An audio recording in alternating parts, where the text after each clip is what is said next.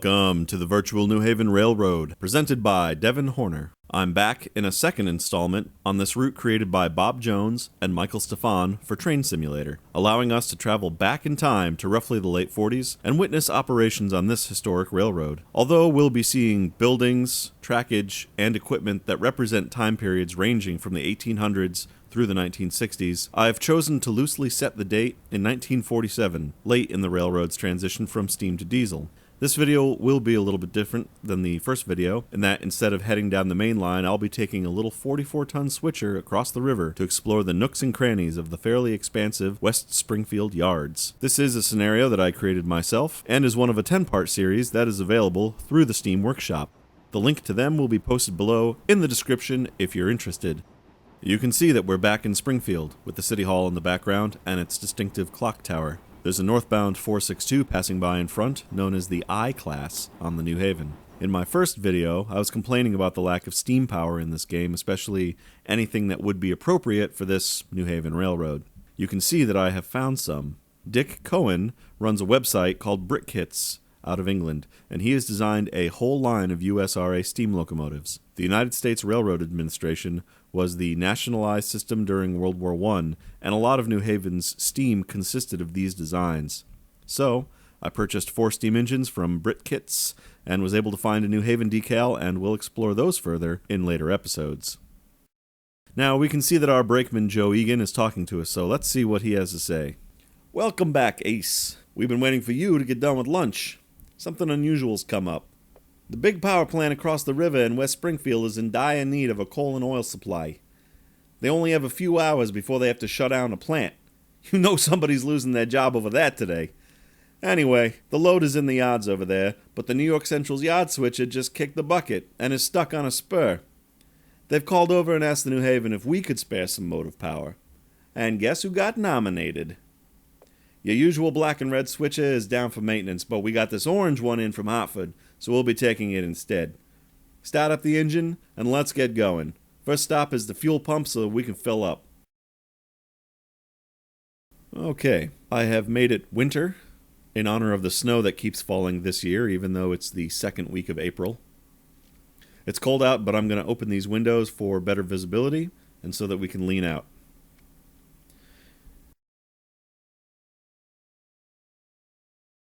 Next to us in the roundhouse, we can see Alco switchers over to our right, S1 class.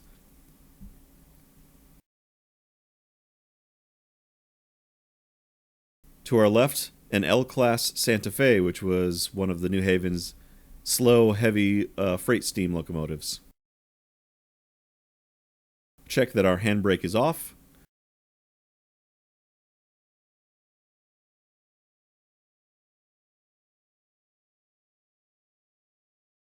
We hit the start switch.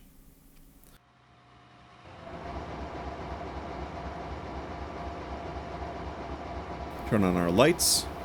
That's headlights, fore and aft, interior. The cab heater is on. It's very important with the windows open now. And I'm going to set our switches to the fuel pumps and beyond onto the main line.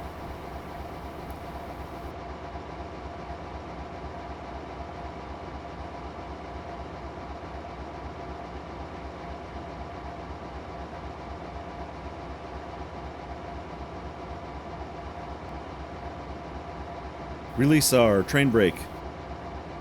Release our independent brake. Reverser forward. Bell on for safety, and we'll pull out of the roundhouse.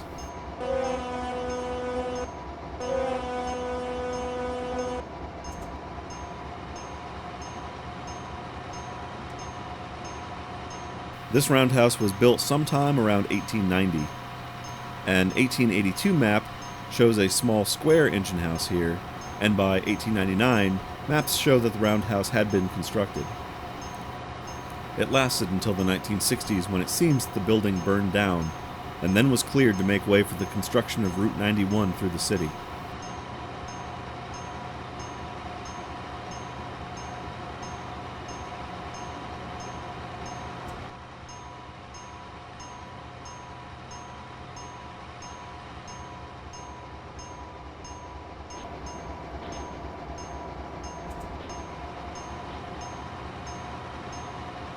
As we pull up to the fuel pumps, we can see an RS3 on the siding, and there's that I-2 making its way to Union Station.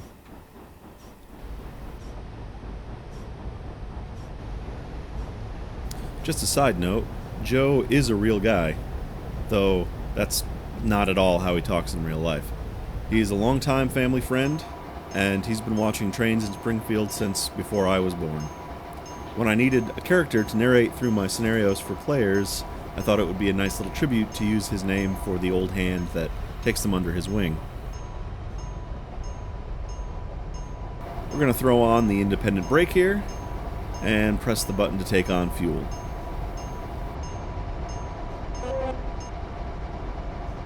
Joe Egan says to me, "Back up to Union Station Track 4. Pull all the way past the signals. Then check our route across the river and head out to West Springfield." Today, we're in a locomotive that was a common sight on many railroads across the nation, the 44-ton switcher. Built by General Electric between 1940 and 1956, it was built as a cheap replacement for expensive steam locomotives that were doing light switching duties. A requirement had come into existence in 1937 that any locomotive over 45 tons required a fireman on board in addition to the engineer. Unions were trying to protect jobs that were being threatened by the new diesel electrics. The 44-tonner was built specifically to skirt this requirement and the unions, allowing a single engineer to operate the equipment. 276 engines were built for the U.S. railroads, of which 19 went to the New Haven. They were assigned running numbers 800 through 818. Our unit today, 0802, was built in September of 1941. It was powered by two 190 horsepower diesel generator sets, and its gearing ratio limited the unit to a top speed of 35 miles an hour. While I didn't find any information on the fate of this specific locomotive, it looks like the New Haven started selling off units here and there in the late 50s, so it may have been scrapped with the end of the New Haven in 1969, or possibly lived a longer life elsewhere if it was sold off.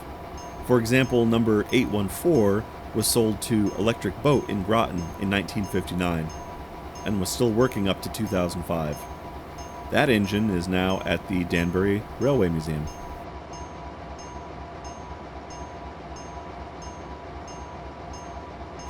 This episode is for the people that enjoy switching problems. Some people like big trains on main lines, some love yard switching. I was lucky enough to be on a trip a few weekends ago with a group of train engineers from Steamtown here in Scranton, where I live now, and one fellow was adamant about loving diesels and having no desire to ever drive steam. In case you're now drawing any diesels are for kids, steam is for real fans type conclusions, know that this wasn't some young guy, this was an experienced engineer in his 60s. He said that people at the museum see his gray beard and assume he must prefer steam locomotives because he must remember the days of steam, but neither is true.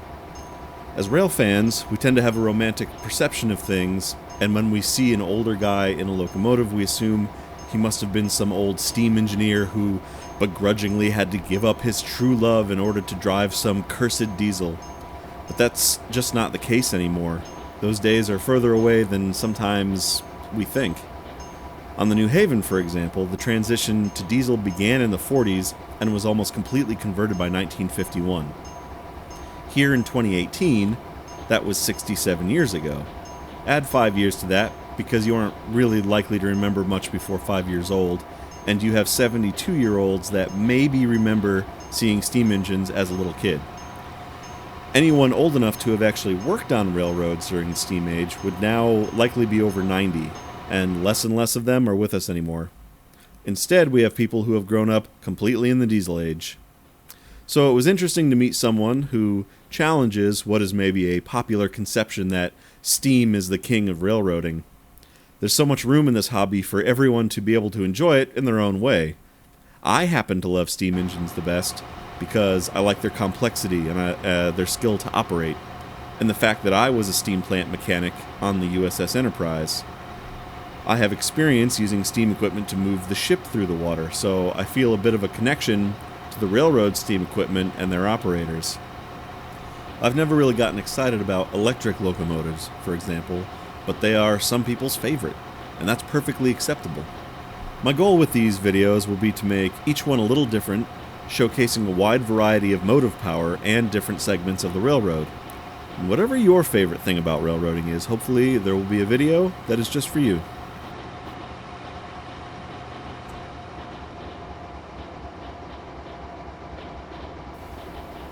Off to our right, down on Main Street, we see the sign for the Hippodrome. This building was originally built in 1926 as the Paramount Theater. Costing $1 million at the time, it was the most ornate movie theater in western Massachusetts. It went through several name changes, including the Julia Sanderson Theater, named for a famous Broadway actress from Springfield. It remained a movie theater until the 60s, when it moved more towards a mixed venue hosting rock concerts. It was added to the National Historic Register in 1979. The name Hippodrome came about in the 90s, when it was rebranded as a high-end nightclub and performance space. Now, it's been renovated to its original condition and reopened as the Paramount Theater once again. Radio message from dispatcher. New Haven 0802, this is New York Central Yard Dispatch. You're cleared across the river on Main Line 1 and enter West Springfield Yards. Thanks for your help. We're now on the Boston and Albany Main Line, headed out of the 1891 Springfield Union Station. In 1926, this gabled roof station that we see here was replaced with a third and current Union Station. By 1958, construction of the Massachusetts Turnpike had reduced passenger numbers at the station by 50%, and the New York Central, who owned it, wanted to close it even back then. With the collapse of Penn Central, Amtrak took over the station and closed the building in the 70s, only using the platforms for a station stop. The full station has now been restored and reopened as of 2016, and has also just won the 2018 Phoenix Award, a National Redevelopment and Revitalization Award. If we look over to our right, we're looking to the north of the B&A main line, and we can see where some extensive Boston and Maine yards once existed. This included two roundhouses just opposite of the New Haven roundhouse, a huge freight house, and 10 yard tracks. These yards continued north to just shy of the Chicopee Town line, almost 2 miles in length. Survey maps as early as 1882 show these yards, and they were still thriving in 1910. However, by 1941, most of the buildings were gone, but the tracks remained. I'm setting these videos in 1947, so for that time, it's probably accurate to be as empty as that area is depicted here in the game. The first bridge at this location was a Howe truss-type wooden bridge, and was opened on July 1st, 1841, by the Western Railroad as they completed their route across Massachusetts. That bridge was replaced by a covered wooden bridge in 1855. The first iron bridge replaced that one in 1873. There seems to be some debate over whether that bridge is the current one, but looking at a drawn map from 1875 shows a metal truss bridge that is clearly a different shape from the current one. So I would say that it's likely that the current bridge is made of steel and not iron, and was built sometime in the late 19th or early 20th century. The bridge is 1,260 feet long. Putting on the brakes now for the 15-mile-an-hour yard limit coming up. Here's a big Northern pulling a heavy freight out towards Boston.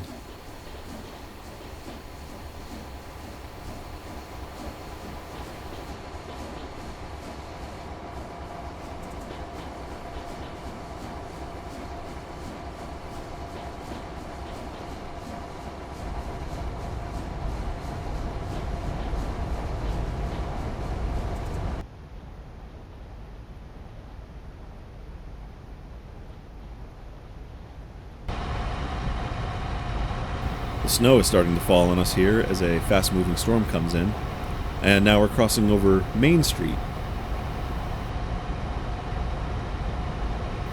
As we come into the yards, we're going to see the eastbound classification tracks on our left, and the westbound tracks will be on our right across the main lines. The Boston and Albany Railroad was built in stages over the years of 1831 to 1841. The railroad began as the Boston and Worcester. After connecting these two cities, a new line, called the Western Railroad, was chartered to connect the new Boston and Worcester to Albany. They would meet with the Hudson and Berkshire Railroad at the New York State line. The Western Railroad apparently didn't want to deal with another railroad, though, so they chartered a new one under their own control called the Albany and Stockbridge. This was 1834, and this replaced the Hudson and Berkshire east of Albany to the Mass line. The final section that joined all three railroads was the bridge connecting Springfield with West Springfield, and the first train crossed over the river in a ceremony on July 4th, 1841, 3 days after the bridge was finished. Springfield is the exact halfway point between Albany and Boston, with 98 miles of track in each direction to each city. Two mergers in 1867 and 1870 finally combined all the entities into the Boston and Albany. After 30 years of independent operation, in 1900, the New York Central and Hudson River Railroad leased the entire B&A for 99 years. The New York Central and Hudson River Railroad became simply the New York Central in 1914, and the lease was passed to them. Though a subsidiary of the New York Central, the Boston and Albany was allowed to keep their own colors and equipment for brand recognition among their customer base. New York Central ran their own equipment on the line as well. The B&A seems to have just withered away to nothing, being lost in the shuffle as New York Central became Penn Central in 1968, and then as Penn Central dissolved within a few years. In the 1970s, Conrail took over the line for freight, and passenger service was split between Amtrak and the MBTA. Finally, CSX took over the old B&A trackage on January 1st, 1999, though I'm not clear if this is a coincidence or is based on the 99-year lease finally expiring.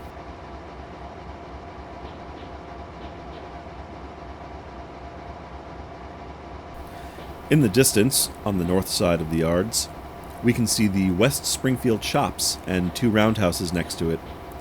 These were built in 1896 and were in operation until 1956, when dieselization meant they were no longer necessary to service maintenance-heavy steam locomotives. Around 400 employees worked in the shops, according to a 1921 newspaper article. Beyond the shops, located on Union Street, was the Gilbert and Barker Manufacturing Company, located there from 1912 until 1965. The company had formed originally in 1865 across the river, when Gilbert and Barker had partnered to produce the Springfield gas machine, which converted petroleum to gas vapor for lighting buildings. They also produced a safe distribution system for the gas. In 1870, the company hired an inventor from Maine named Hiram Maxim to create engineering drawings for them. In 1881, Maxim moved permanently to England and 2 years later invented the Maxim machine gun, the first recoil-operated automatic weapon. The Maxim machine gun would become the weapon most associated with the British imperial conquest, for which Maxim was knighted. The Gilbert and Barker Company would also build an empire in their own right, as in 1910 they began producing gasoline pumps for automobiles, an up-and-coming industry. Pumps at the time had a calibrated glass cylinder on top, into which the fuel would be pumped up to the amount wanted, often by means of a push-pull hand pump. Then, the pump would be shut off and the gas would gravity flow into the customer's tank. When Gilbert and Barker produced the first metering pump in 1911, it meant a radical streamlining in the way gas stations worked and how they charged customers. In 1912, the company moved to West Springfield in a new facility. They remained here until 1965, when the company changed its name to Gilbarco and moved the headquarters to Greensboro, North Carolina. The company continues to make modern gas pumps today, earning $250 million of revenue in 2015. And Joe says, "Back up and grab the power plant train on that siding back there." I've set the switches, so now we'll back up and grab the coal and oil cars.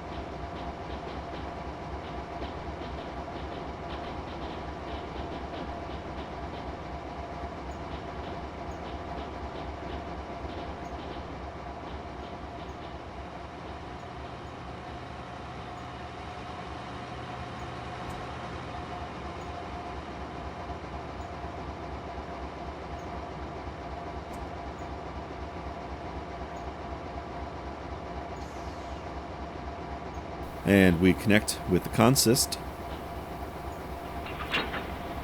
Okay, let's get these cars down the industrial branch. We're dropping off the coal cars in 2 locations and switching out these full tankers for the empty ones at the plant. Spot the cars in any order you wish.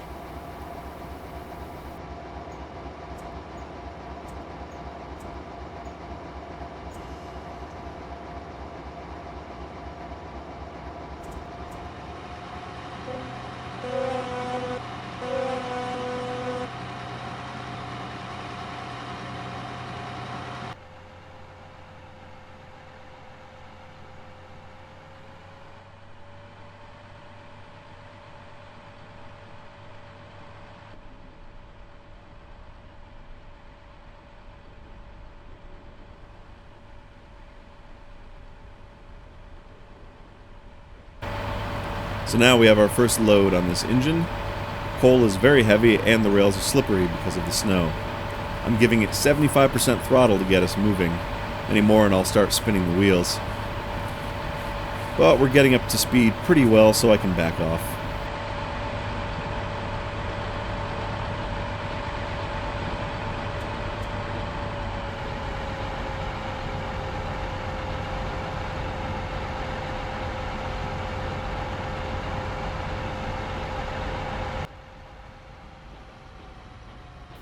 Out to the left is South Lyman Street.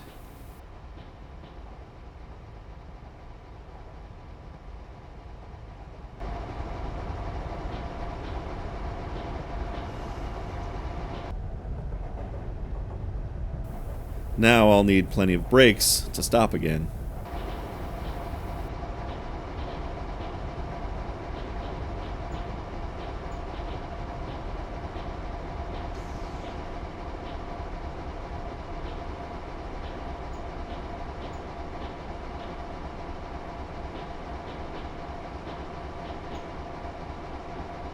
And to the right, we can see one of the roundhouses clearly.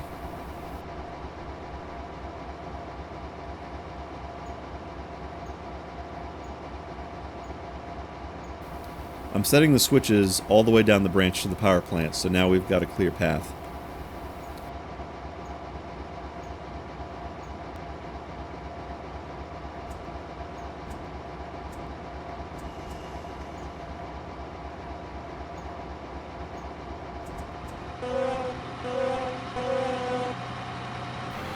Back up high on the throttle to get us moving again.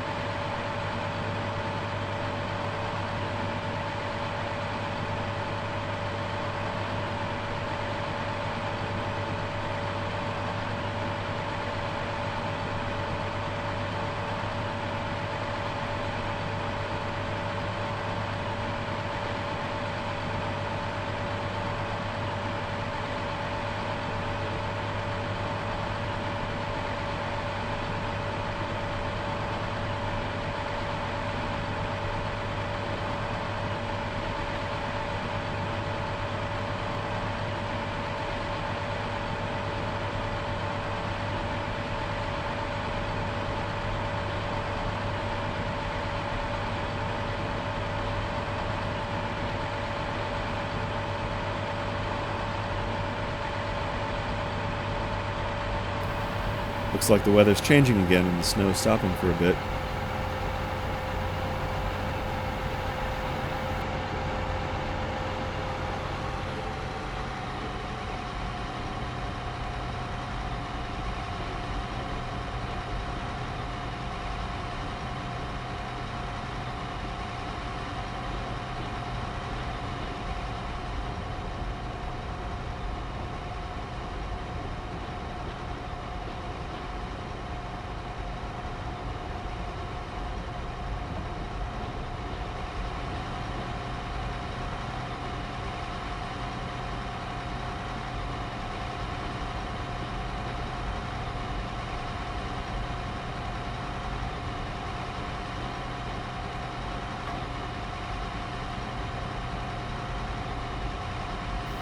The branch is going to be downhill, so there's a moment of transition, of closing the throttle and applying brakes to to keep us under 15 miles an hour.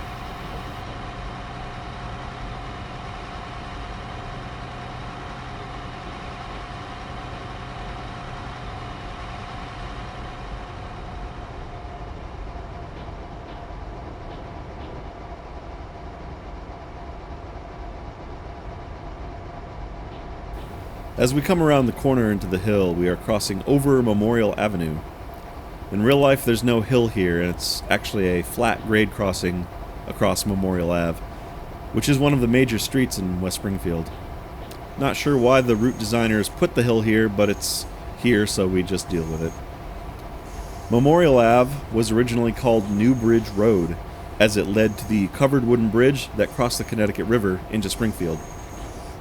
It wasn't until 1922, when the current Memorial Bridge was built, that the road was renamed to match. The land we're coming into now, as we hit the A Street crossing, was marshland for years. It wasn't even until 1900 that industrial buildings started to dot the countryside, but even they were sparse. The area to our left was completely empty until 1950, when a drive-in theater went up there.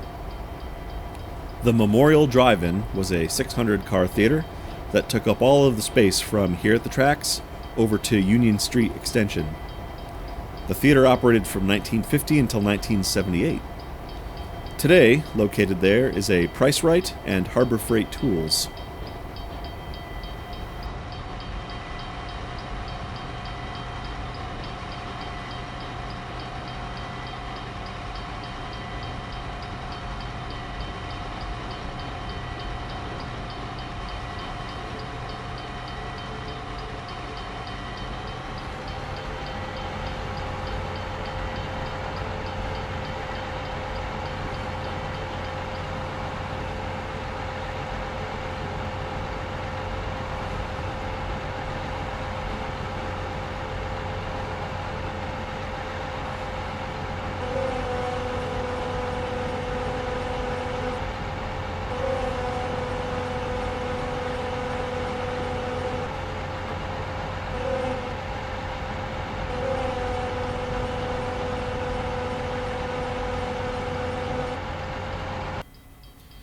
Here we are crossing over Union Street Extension.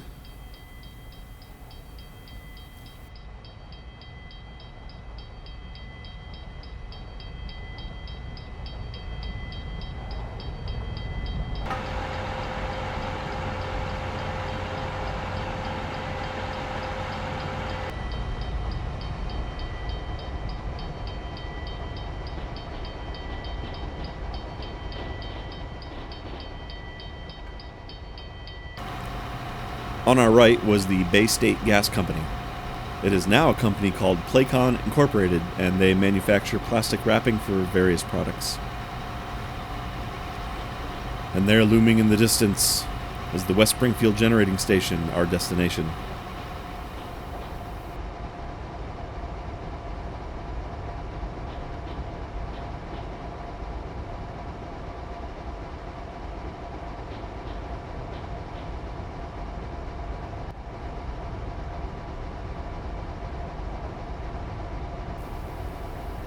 Now we're hitting the Agawam Street crossing.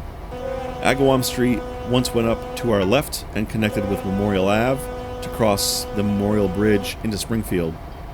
Nowadays there's a large rotary, known elsewhere as a traffic circle, at the foot of the bridge, so now Agawam Avenue only allows you to get on Route 5 south.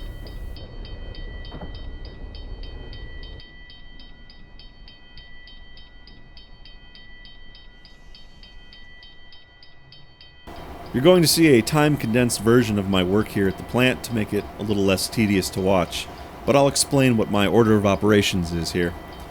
I'm going to pull out the empty tankers and spot them on one of the spurs I don't need to get them out of the way, then pull the full tankers back and park them on the receiving spur with the oil equipment. Next, I'm going to push the coal cars up the incline into the dumping chute and leave 5 of them there. Then it's back down to leave the last 5 coal cars in the storage shed. Finally, I'll pick up the empty tanks again and be ready to depart.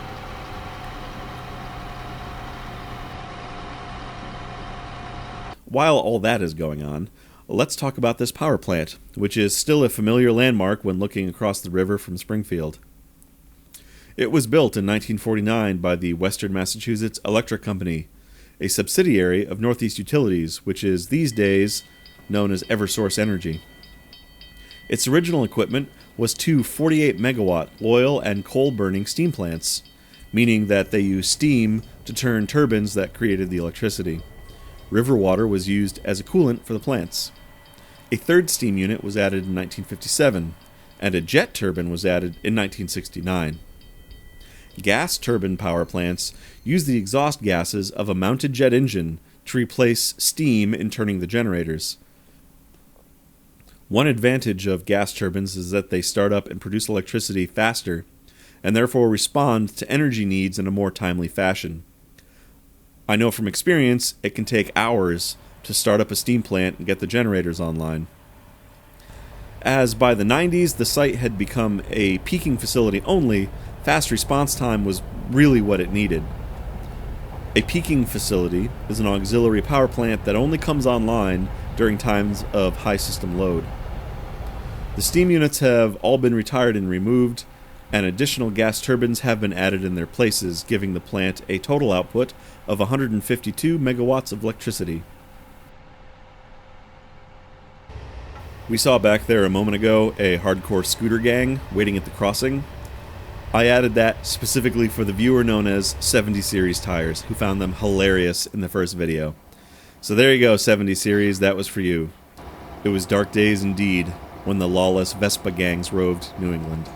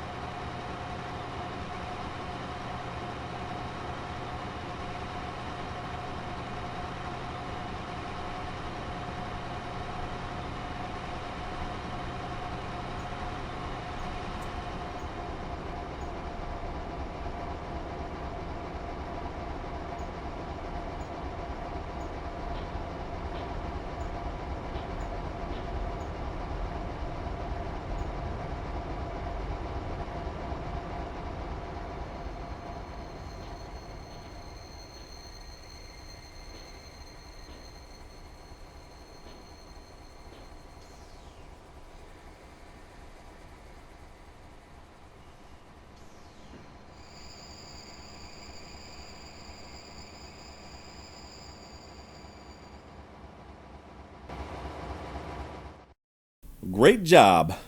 Now that power plant can keep on running. The city of Springfield owes us a debt today.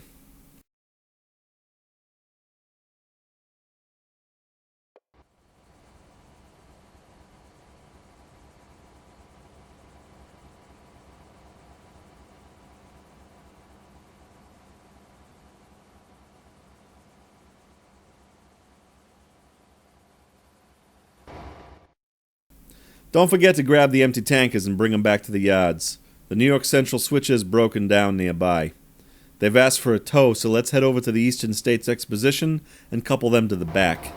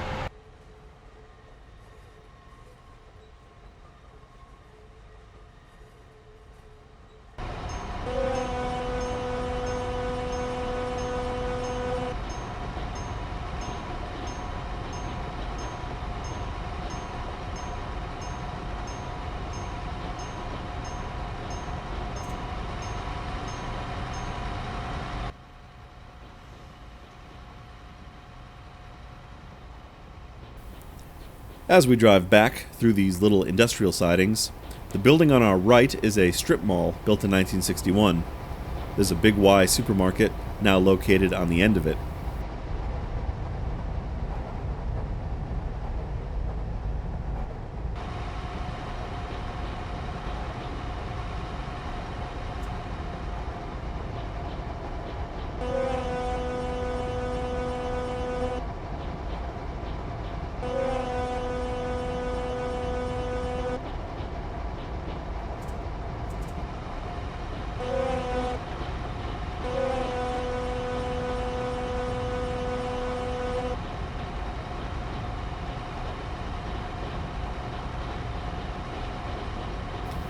Crossing Union Street Extension again, to our right will be that drive-in theater that I mentioned.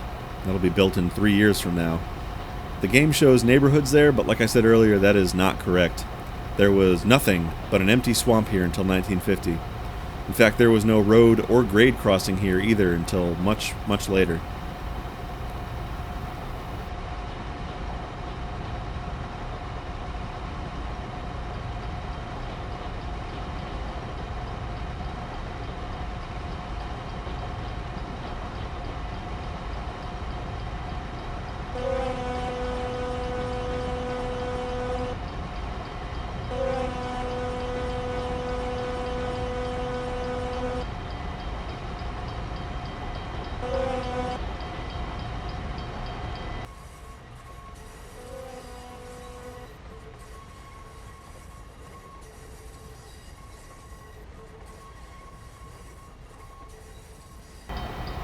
The Eastern States Exposition, also known as the Big E, is New England's largest state fair and the 7th largest in the country.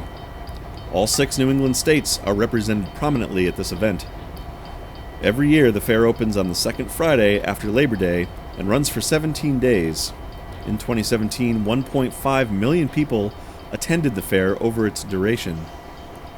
The Big E began in 1916, conceived by a man named Joshua Brooks, as a way to promote agriculture. Farming had long been an integral part of New England, but by 1916 was starting its slow decline. For example, by 1940, all agriculture had disappeared from the economy of West Springfield, and this was representative of many New England towns that had once exclusively farmed and now were mill towns. The fair also soon came to promote industry, technology, and art. The fair sits on 175 acres of former swampland next to the Westfield River. It has been held every year since 1916, with the exception of during both World Wars, when the military used the grounds as a storage depot. We're heading down to some industries that the game calls the Eastern States Exposition. That is not technically correct. Where we are headed were always just industrial buildings. The actual siding to the Big E was built in 1916, along with the original construction of the fairgrounds, and branched out from the line here at the A Street crossing. It split to the north, then curved over to the west, following what used to be a loop in the Westfield River. That is now the grass parking area for the fair. The tracks entered the fair near what is now Gate 9, and curved over to service the Young Building. Used to transport livestock, hay, and equipment into the fair, in 1930 the Boston and Albany displayed one of their new Hudsons on it as well.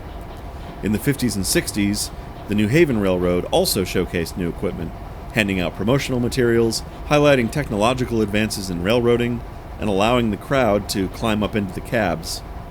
FL9s were often seen, an RS3 one year, and even some EF4s were brought in from the shoreline. These were large electric-powered freight locomotives that had been acquired second-hand from the Virginian Railway in 1963. After the New Haven went bankrupt, the spur sat unused until 1975, when Amtrak brought in their new Amfleet cars for display. That only happened for 1 year, though, as in 76 or 77 the spur was finally removed. Only the switch and a few yards of track disappearing into the asphalt remained.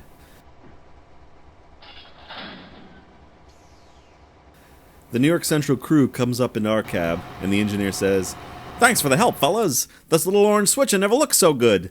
Our damn turbo blew up while working the spur, and we've been stuck here. We're glad to hear the power plant got its delivery. Please bring us over to the engine house, and I'll show you a spot to drop us off."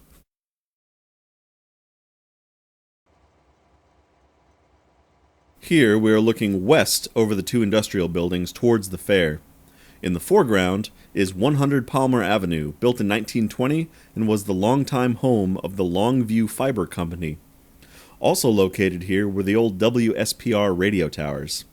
WSPR was an AM radio station that served Springfield from 1936 until 2016. At that time, they changed to WACM, and the old WSPR call letters were taken over by a new AM station that now plays oldies. The background building is 203 Circuit Avenue, and that was built in 1917 by a metal fabrication company. In 1975, it was sold to the Standard International Corporation. It currently houses several companies, including storage units and National Metal Industries. Just beyond that building is the old loop in the Westfield River that contains the grass parking lot for the Big E, and beyond that would be the fairgrounds proper, including the Big E spur previously mentioned.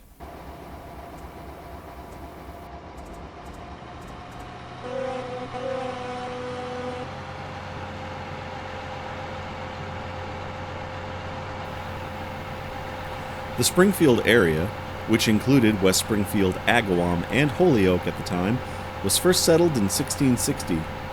Because the Connecticut River was too wide to be bridged at the time, all transport across was by boat or barge. As the population on the west side of the river grew, this inconvenience became a major point of contention, as residents were tired of taking boats to get to town meetings.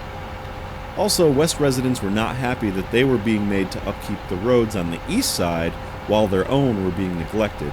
Finally, the mounting tensions led to West Springfield being incorporated as its own town in 1774. Agriculture had been the primary economy for 200 years, but with the Industrial Revolution and the arrival of the railroad, West Springfield was transformed into a booming mill town. Dozens of mills and factories sprang up and were staffed by a huge influx of Irish workers escaping famine. The town became a major transportation hub, with the railroad being the largest employer in town for decades. Besides the yards here, on the northwest side of town, in the Mitteneeg section, another freight yard existed as well as a passenger station, neither of which now remains. Included on the list of famous people from West Springfield are Brian and Mike Scully, television writers and producers of both The Simpsons and Family Guy. It is because of the Scullys that little Easter eggs from Massachusetts Springfield would sometimes show up in The Simpsons Springfield. For example, the only bridge out of town, which appears in 6 episodes, is drawn to look exactly like Springfield Memorial Bridge.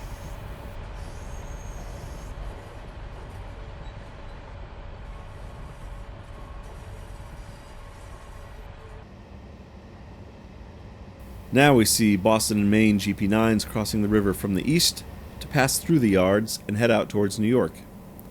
The B&M logo on these Bluebird GP9s are thanks to our old friend Patrick McGinness. After rebranding the New Haven Railroad with the familiar NH logo, McGinness completely ruined the company in 22 months, then resigned in 1955 amid customer anger, and then immediately became president of the B&M. He rebranded that company as well with the new BM logo, but was far less aggressive than he had been with the New Haven. Still, in 1963 he was indicted by a federal jury and went to jail for 18 months for accepting bribes for the sale of B&M passenger cars after he had suspended all passenger service. McGinness died in 1973.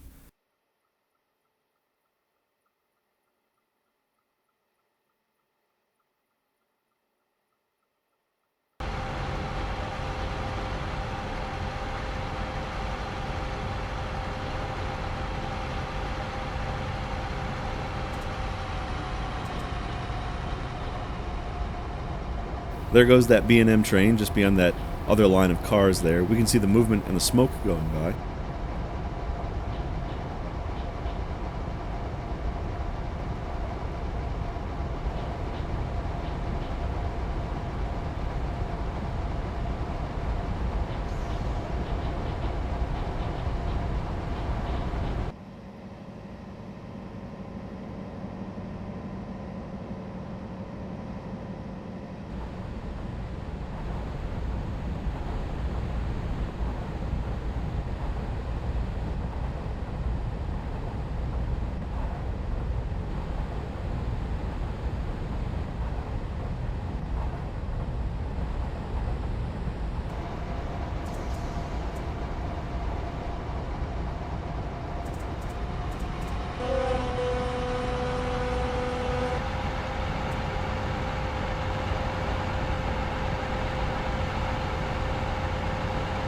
I have to back these empty tank cars onto the track I got them from, but first I'll need to leave the New York Central Jeep on an adjacent track, drop the cars off, then recouple the loco. The drop-off point is just to the west, across from the roundhouses.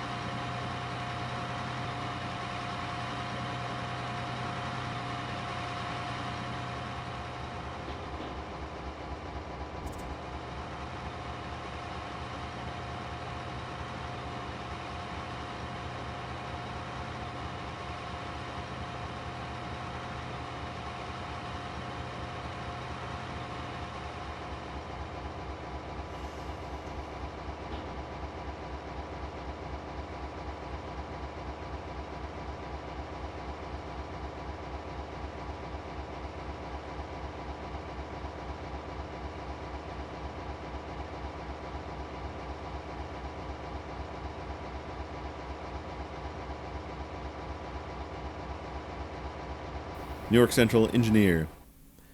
Perfect, right here will do. We'll tow this crate over to the shops when it's less busy. Thanks again, we owe you a beer. See you around.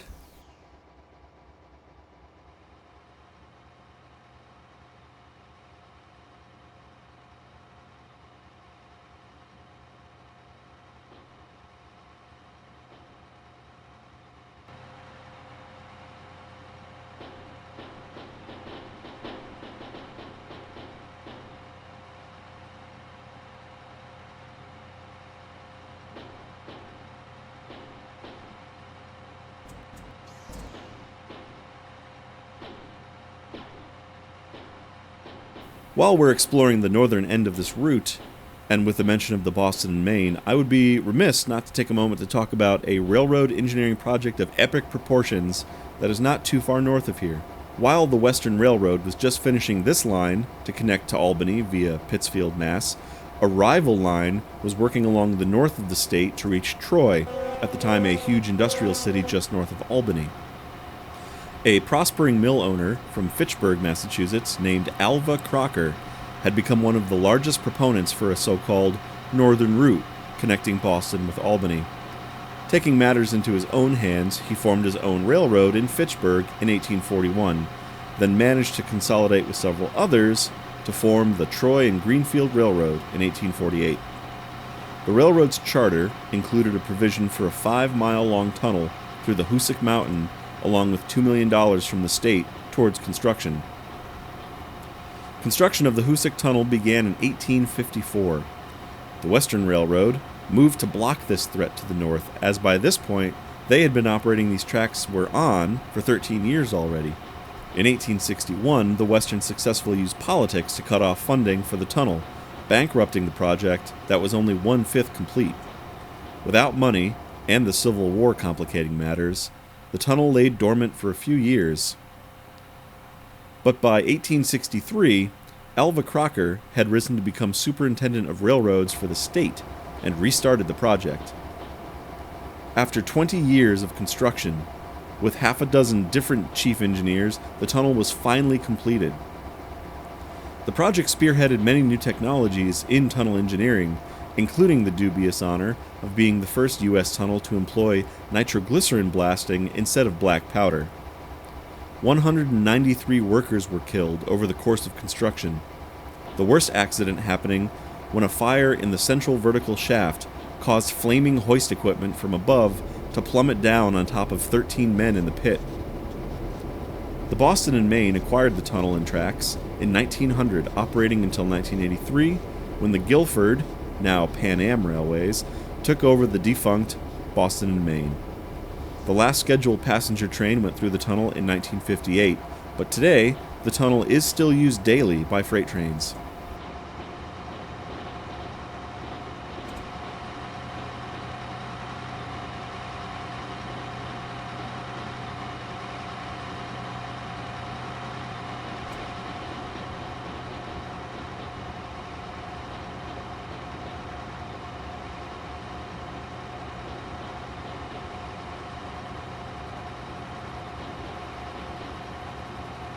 Off to our right is the neighborhood of Bridge, Globe, and Railroad Streets.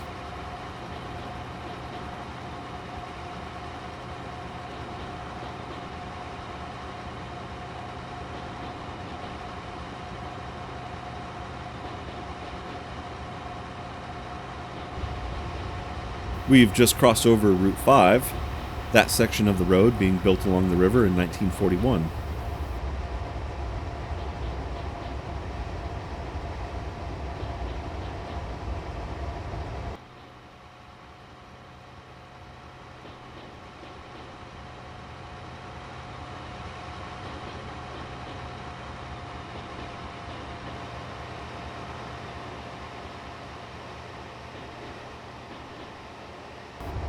Coming up on our right, you'll see a rubble pile at the intersection of the B&A lines and the crossover line for the New Haven. There should be a building there. A New Haven-style switching tower, 2-storied with a gabled roof. This is known as the Spring Tower. When Route 91 was built, this tower was still in operation protecting the crossing. So instead of demolishing it, the highway viaduct was just high enough that they could cut the roof off and build the highway right over it. The tower continued operation into the 1990s, huddled under the overpass. It was finally closed, and its functions were taken over electronically by remote dispatchers. The building was closed, but was still standing up until at least 2015. However, with the extensive casino construction going on in Springfield now, the building may have been demolished, or will soon be. As I don't live near there anymore, I can't verify this for myself.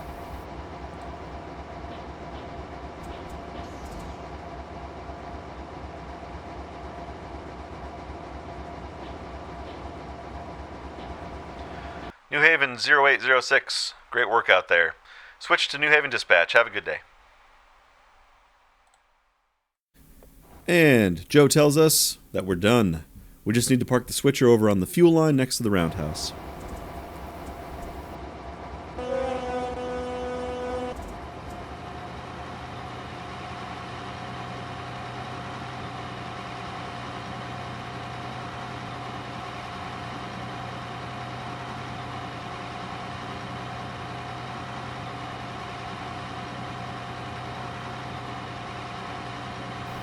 In addition to the major yards in West Springfield, the B&A had even more sidings and freight buildings behind us in a yard complex on the east side of Union Station, along with a 4-track main line.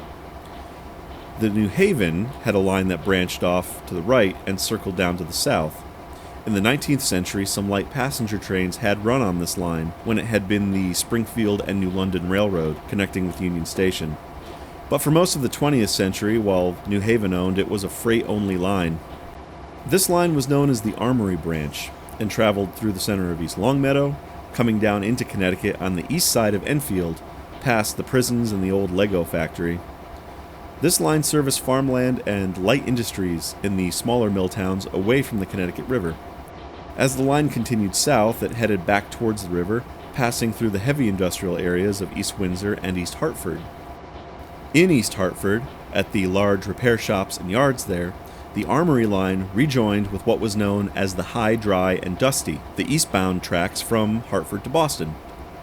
The High, Dry, and Dusty was so named because it did not follow the shore or any rivers and ran through sparsely populated areas. While this may be common on larger railroads out west, it was rare enough to be remarked upon for any New England railroad. Prior to the shoreline tracks being completed, this route had been the main line between Boston and New York. The Armory Branch was mostly abandoned in place for many years, with light freight service to East Hartford and East Windsor only, but is now operated by the Central New England Railroad, who owns the right-of-way right up to the Mass State Line. Since 1995, they have been slowly repairing the tracks and offering service further and further north in an effort to restore freight service to the area.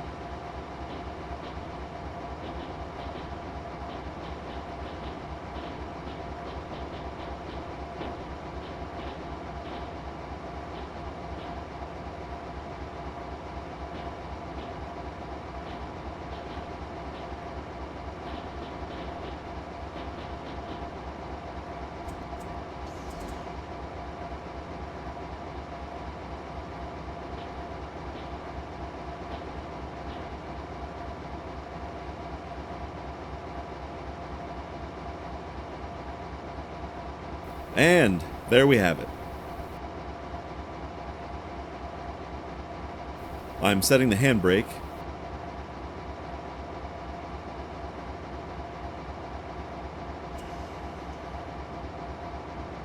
And then setting my train brakes to the handle off position and releasing the independent brake. As I shut down the engines and secure the locomotive, I'd like to thank you for joining me once again here on the virtual New York, New Haven, and Hartford Railroad. I hope you found it interesting and informative.